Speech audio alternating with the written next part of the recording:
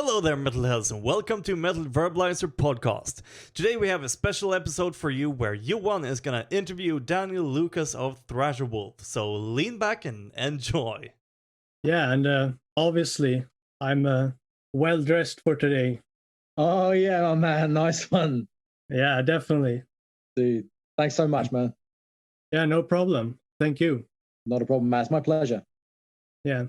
So I guess we could start by introducing yourself a little bit, and in case if there's something else you would like to say before we properly start with the questions and so. Yeah, of course. My name's Daniel Lucas, and I'm the front man for the South London thrash band Thrasherwolf. It's an absolute pleasure to be here today. Thank you so much. So I guess a natural first question is kind of what got you into this music, both thrash metal specifically, but also metal in general. I'd say the sort of like the gateway into metal for me was my father, who was always like into, I'd say, like harder rock music. He was always in like bands like Thunder and bands like Skin and The Darkness. And so when I was like in school, like, just waiting for it to open and stuff, and it was just like me in the playground, I was like listening to like things from my headphones, and like Enter Sandman randomly came on, and I remember thinking to myself, "Ooh, fuck yeah, this is some good shit. This is all right, actually." And so from there, it just sort of like got heavier and heavier, and I think the first thrash metal band, like thrash metal band, I started properly listening to, I think, was Testament. I remember like playing Brutal Legend, and that was mate, fucking great game. That was I agree.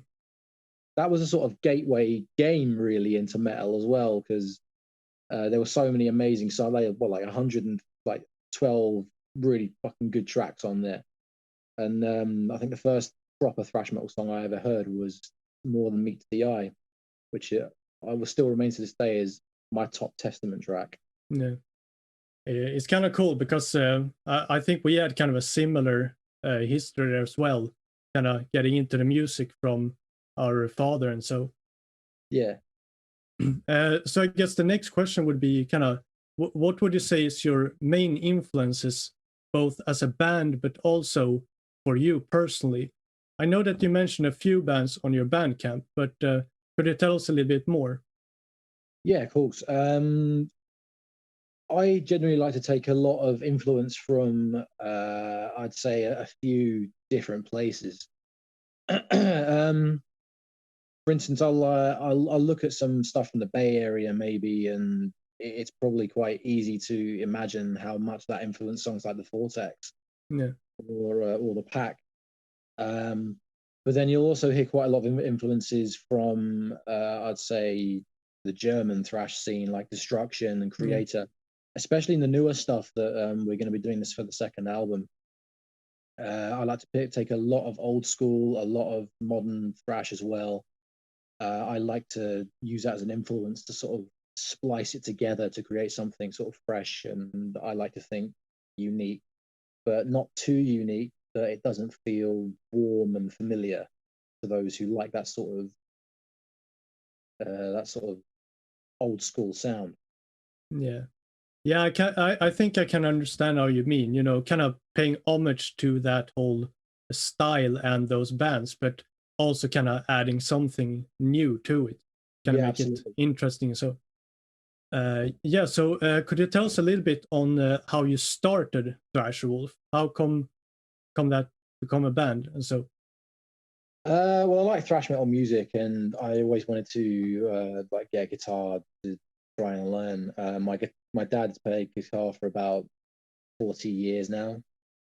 I think like 40, 50 years, something like that. And so I always looked up to him, and I admired the way that he was playing, because he was a really good like rock guitar player.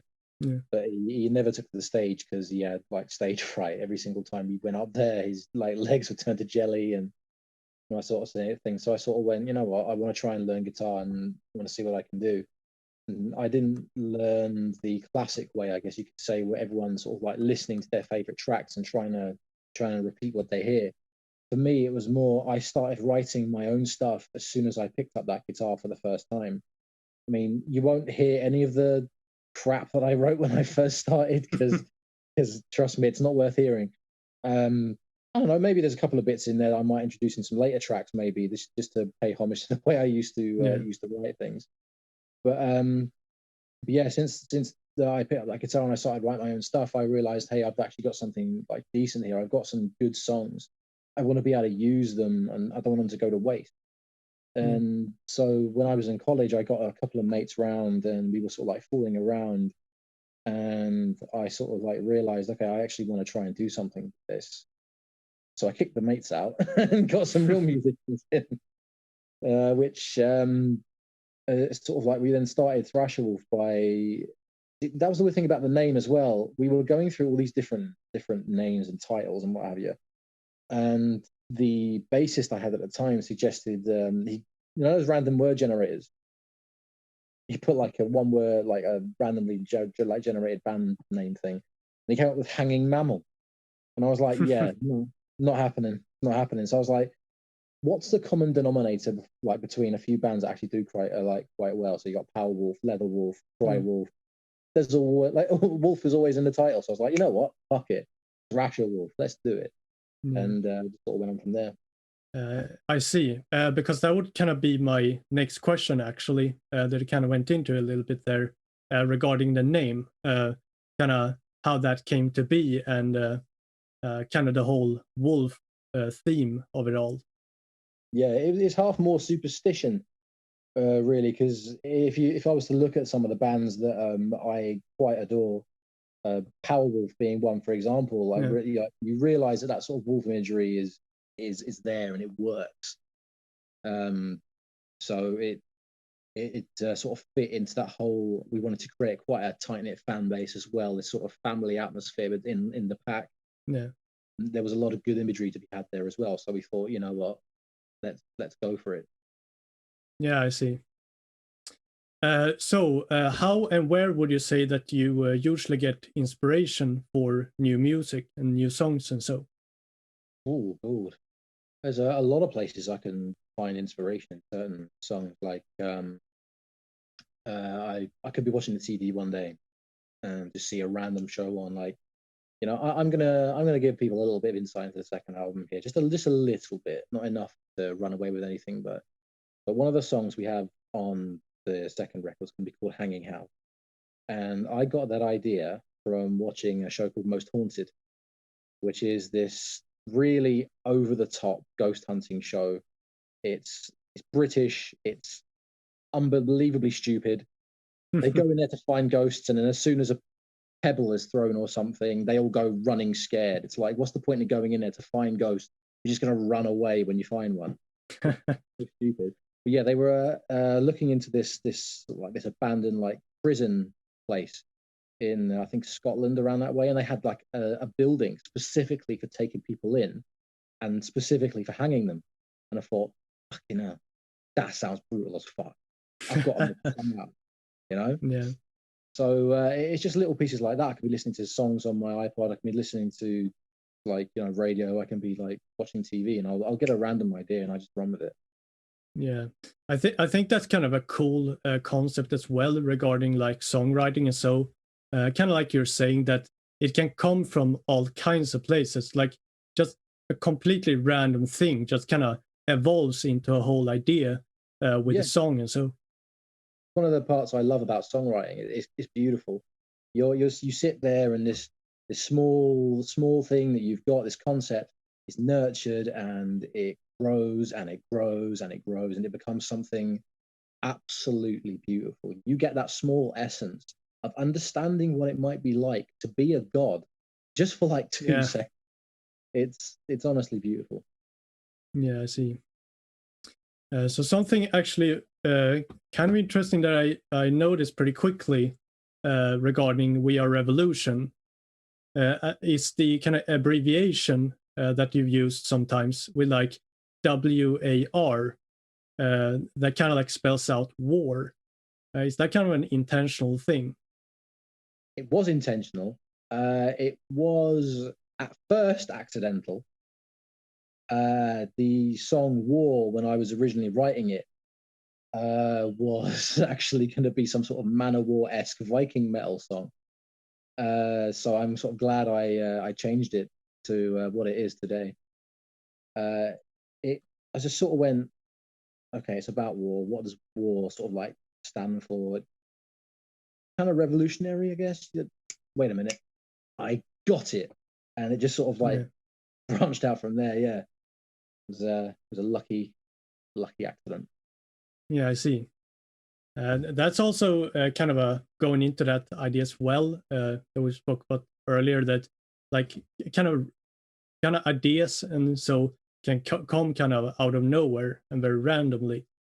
Yeah, absolutely. It's there's a melting pot of ideas out there that can come from anywhere. Yeah. It's a massive creative medium. Yeah, definitely. Kind of like one little small random thing can evolve and create so much. Yeah, absolutely, man. So you have kind of already mentioned this a little bit, but could you tell us a little bit kind of more about A Thousand Eyes, the kind of idea behind it and so? Yeah, A Thousand Eyes was I think the first out of 40 songs that I had written during one of my my unemployed year. I thought, you know what, fuck it, I'm going to use this time effectively, efficiently. And so I sat there and I wrote 40 different songs all in the space of like a year. And A Thousand Eyes sort of came to be conceptually from the Sophie Lancaster case. This sort of idea that society is treating metalheads and alternative cultures in such a negative way. It's a song about how through our eyes we feel society's looking at us. It's that and a massive middle finger to the rest of society, because we as people don't deserve to be treated that way. The alternative cultures are all beautiful in their own specific ways. We don't deserve any prejudice or discrimination. We deserve to be treated with respect. And that's what A Thousand Eyes is about. It's about the thousands of eyes in society that are staring the alternative cultures down. Yeah, I see. And I think kind of the idea behind a song like that is that, for example, for us metalheads, it's a very like kind of cool thing to kind of unite around a song like that. Exactly. That's the first thing I was thinking is we've got this sort of this loyal fan base in the pack, and A Thousand Eyes is that perfect that song for togetherness, especially when you put the context of the song next to how it sounds. I think it's the perfect song for really pushing our musical direction as well as bringing our fan base together. Yeah, absolutely. And it's kind of like you're saying as well that for kind of people in metal and so that kind of feel left out for whatever reason by society, etc. It's kind of a really cool idea and a really cool song to kind of use as an anthem for people like that. I totally agree. I'd be over the moon if someone picked it up and used it as like a metal anthem of some kind. Yeah. So a question that seemed to differ between artists I've noticed, and you don't have to necessarily choose, but what would you generally say? Recording an album or playing live shows? Ooh. That is a question. I always find recording albums a lot more stressful because I'm a perfectionist, and if something doesn't sound right to me, I sort of get a bit like OCD, if you get what I mean. It's like I've had it before where like even now where I've sort of like I've done a solo in the studio, and I go back and I listen to it and I'm thinking that could be better, that could be better, that sounds like it sucks, I need to rewrite that part because I don't like it the way it goes into the next part, and I end up getting so OCD that I can't focus on anything else until I get into the next session. So I'd have to say I prefer playing live. mainly because you've got the audience right there. You they're right there. You can reach out. Everyone's having an absolutely brilliant time. The fucking merch is flying off the shelves, and it always makes my night. It makes my day. I go to work the next day feeling over the moon. Saying that, whenever you record a sort of good song, especially when we recorded 1,000 Eyes, I was absolutely over the moon when I heard the master when it came back. So, as you said, it's a difficult question to answer. Yeah, it definitely is. I could imagine. Yeah, man. I might even go as far as to say as maybe combine the two and record a live album. Yeah, that's also an answer, of course. And something else that I've kind of been fascinated by is how a lot of bands on tour is either like listening to fast, heavy stuff all the time, like even off stage as well. That it's like thrash metal 24/7, but others are like listening to music that is pretty much the exact opposite of that once they get off stage. How would you say that is for Thrasherwolf? We have quite, I'd say, different sort of not different tastes in music, but we have different sort of like mini directions that we go off in. I've got quite a variety of stuff that I listen to. Like I can listen to anything. I've got fucking brutal death metal. I've got slam metal. I've got power metal, all that sort of stuff. I've got Dean Martin. You know what I mean? Like I've got Yeah, absolutely.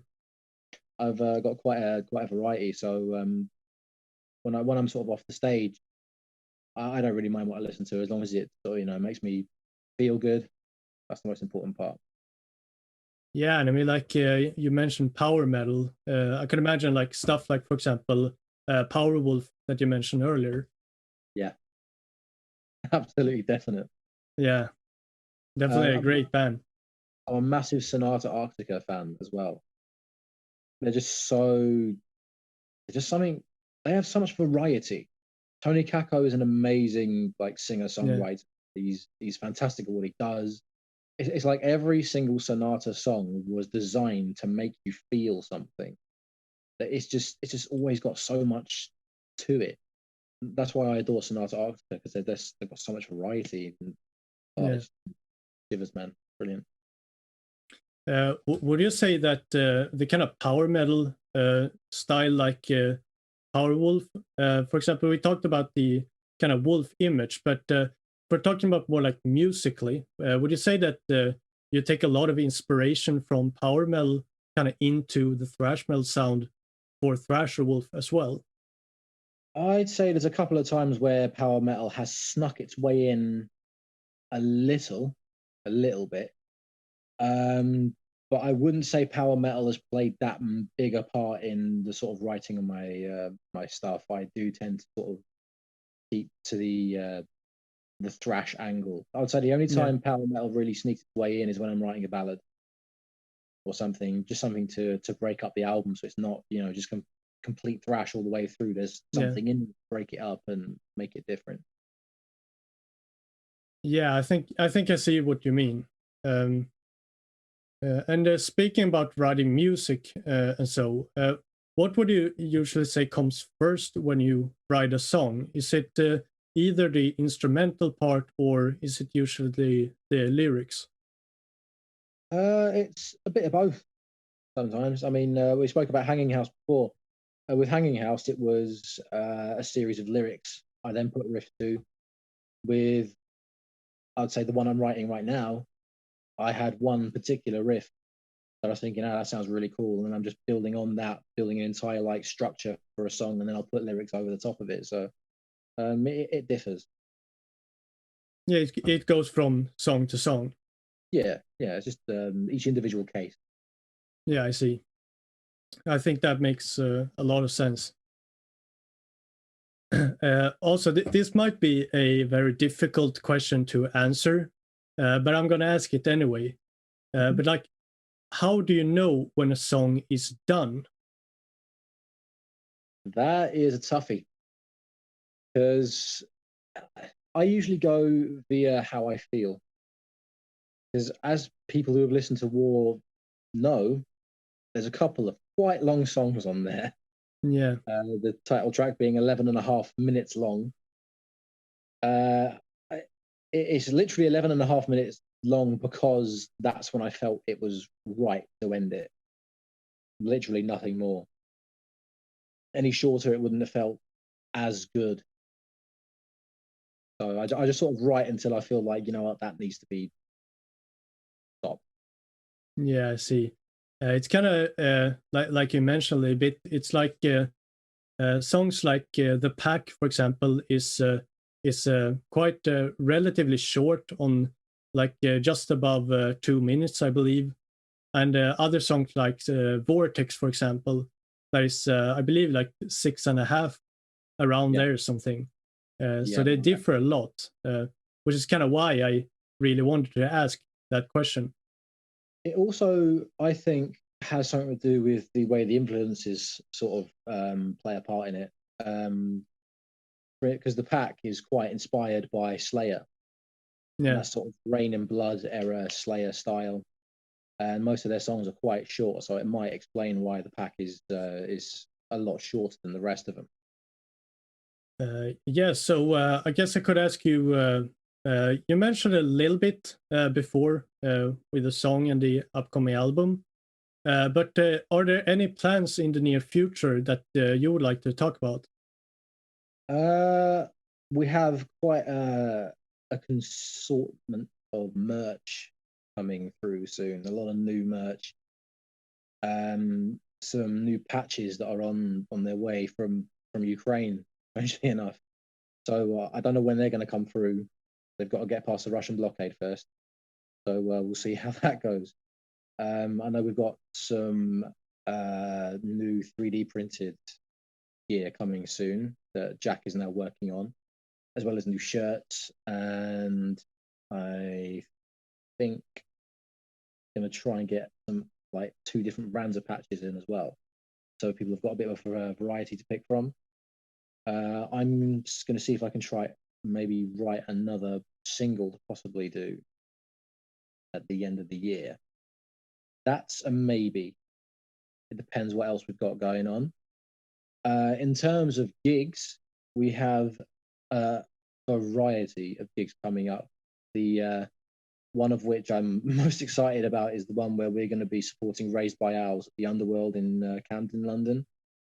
That is going to be an immense show. It's going to be Secrium, us, Tortured Demon, and of course Raised by Owls. I've wanted to play the Underworld since I started, and I can't believe it's finally happening. It's actually amazing. Yeah. The Underworld is so prolific a venue, especially like not just in London, but like everywhere. Everyone knows about the Underworld in Camden. It's a magnificent venue. We've got the Colville Metal Invasion coming up. Even like this time next week, we'll be at the Dev in Camden performing with Hounds. That's going to be an absolutely amazing one. We've got so much coming up. So I just urge people to keep an eye on the socials, Facebook and Instagram and all that sort of stuff, and just see which ones you can come to. Yeah, definitely looking forward to all that, like the new merch and stuff like that. I will definitely keep an eye out for that. Nice, my man. And actually, another thing, kind of speaking about touring and stuff like that, is that last time I checked, around like 59% of our listeners are located in various places in Europe. Are there any chance that Thrasherwolf will play in other countries in Europe in the near future? It's one of our absolute goals to get out to Europe, to America, to the rest of the world, where it's safe, obviously. Yeah. It's one of our absolute goals to get to Europe, especially. There's a number of countries I want to play. Germany being one of them. I've always wanted to play Germany because I know there's a lot of thrashers out there, and who are also members of the Pack as well. America, there's a lot of members of the Pack in America as well. I want to see if I can get over there as well, but obviously money permitting. You know what I I mean? see. It's quite an expensive thing to go touring around the world, but as it's one of our goals, it's definitely something we'll be aiming to achieve. Absolutely. And kind of like you were mentioning Germany, I guess that would kind of make sense because of, for example, the creator that you mentioned earlier is a very big influence and so. And that kind of scene in Germany with bands like that feels like that would kind of work very well for Thrasherwolf. Oh yeah, definitely. I would adore to, like, anywhere that creator has been. I'd love to just have been there, just to say, look, I've been there, and I've played on the same stage a creator's played. Oh my god, this is amazing. You know, that sort of thing. Yeah. I can imagine us doing a good show in Germany and managing to get quite a lot of new members of the pack. Yeah, so I believe that was kind of everything that I had to ask for now. And basically, the last question would be if there's anything that you would like to add or something that you want to tell the people out there that I didn't ask, etc. I think I can think of is anyone that's listening, if they could please give our socials a follow, give our music a listen. We hope you enjoy it. We hope to see you at all of our different shows. We hope if you're not a member of the pack now, that you will be a member of the pack after you've heard our stuff or you've seen us live. Please help support us by liking our social media pages, heading to our band camps and our merch stores and buying some merch, because it's really going to help us, especially when it comes to funding the second album, because albums are expensive. Yeah, so I would like to just end and thank you for your time and for doing this interview with us. And we dearly appreciate it.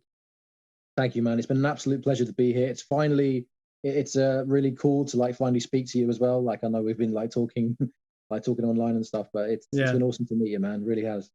Yeah, likewise.